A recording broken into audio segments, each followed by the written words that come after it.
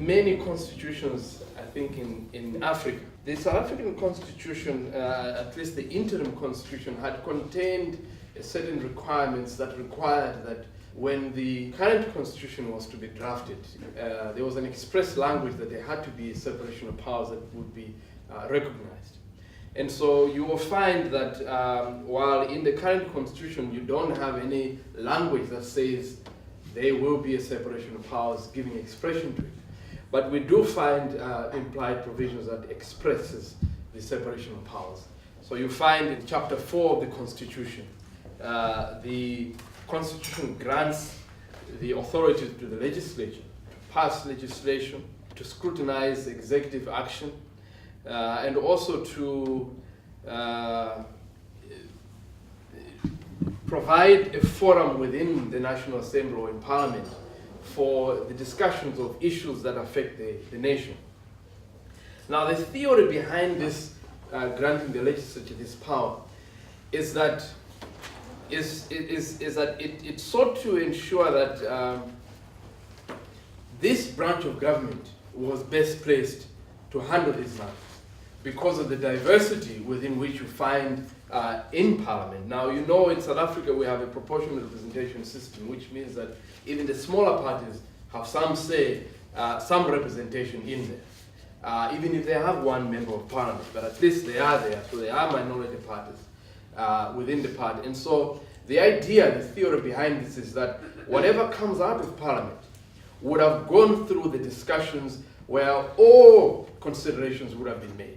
And so what comes out of there will best represent the diversity of the country. And then in chapter 5 of the Constitution is where the executive is established. And in there, the executive is entrusted with the power to implement the laws, to develop and implement the policies, and also to initiate legislation. And again, the theory behind this is that these functions are allocated to one person, the president. So the president, together with his cabinet, he gets to implement these powers.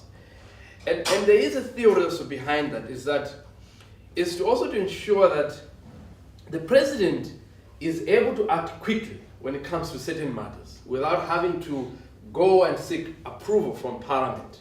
So there are certain powers that the president has, or the executive have within the Constitution, where they can act without getting prior approval, because we want them to be able to act quickly.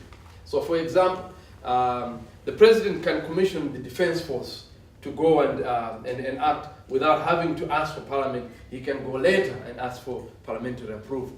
The president and the other branch of government can enter into treaties without getting prior approval, only obtain that approval from Parliament at a later stage. So you can see that the theory is that we're trying to ensure that in certain instances, the president should be able to act quickly without the need to delay certain decision-making powers. The last branch of government is the judiciary, whose main function is really to interpret and apply the laws to a specific set of circumstances that come before them involving individuals or companies. Now, this explains why sometimes the courts have refused to entertain matters that really engage academic matters. You know, they want issues that come before them. They are real live controversies.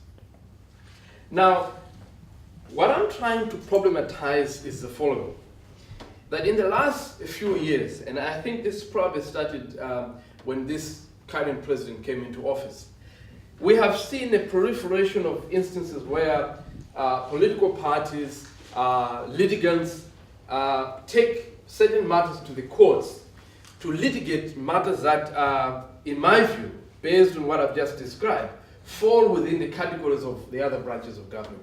The branches of government that I describe as political branches because they are politically accountable. They account the people more so than anyone else. Based on what I just described, the issues that have been allocated to them, if they make bad decisions on them, the way to hold them to account is for the people through the political process to hold them to account. Now, the problem I have seen is that in many instances in this country now, many of the issues involving those functions are ending up in the court, and that's the problem that I'm trying to address. Now, the way what I'm going to focus on now is to discuss the effects of these matters ending up in the courts. So there are three problems that I foresee. The first one is we are probably going to find ourselves where our courts are going to issue court orders that are ineffective or unenforceable.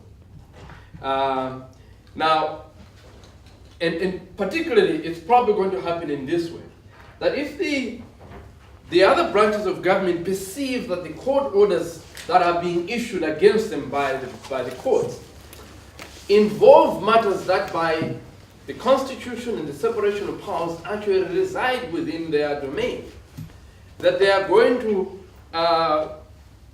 possibly ignore these court orders. That's a possibility, and we have seen that. Quite recently, some of you are aware that there was a judgment issued against the branches of state around their failure to arrest President al-Bashir. That court order was ignored. Secondly, there have been cases, and I could think of one case, Bile Masetla and Hoffman, where the Constitutional Court itself said that while the Constitution grants the courts the power to issue effective and fair remedies, but the courts have also articulated a principle that what they have to consider when issuing court orders, that even if you find that there's a breach of the Constitution, when you come to the remedy, there are certain factors you have to consider. One of them is you have to consider whether the proposed order that you want to issue as a court would be complied with. There are various other matters. You can read this from the Hoffman. I won't go into details. Now, there have been other cases that where, not only in South Africa, but outside South Africa, where courts have also articulated the same view, that we have to think about, before we issue an order, is this order possible to be implemented? Because if court orders continue to be not implemented, it can actually damage the legitimacy and the moral ground of the courts themselves. And you have to remember that the courts do not have a single soldier to enforce their court orders. They rely on the same branches of state, the executive and the legislature, to have them enforced. The second problem is that if this practice continues, we are going to blur the lines of accountability. Who are we going to hold into account when wrongs occur? So, as I've articulated the theory behind the separation of powers, it is designed for us to know who must we hold into account when something. If bad laws are passed, we hold to account the legislature.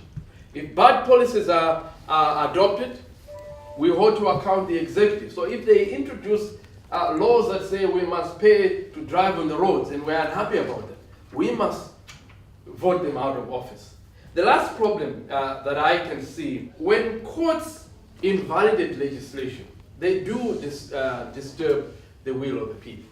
And when that continues, the court's only power they have is the moral authority. I'll stop here so that we can engage hopefully after.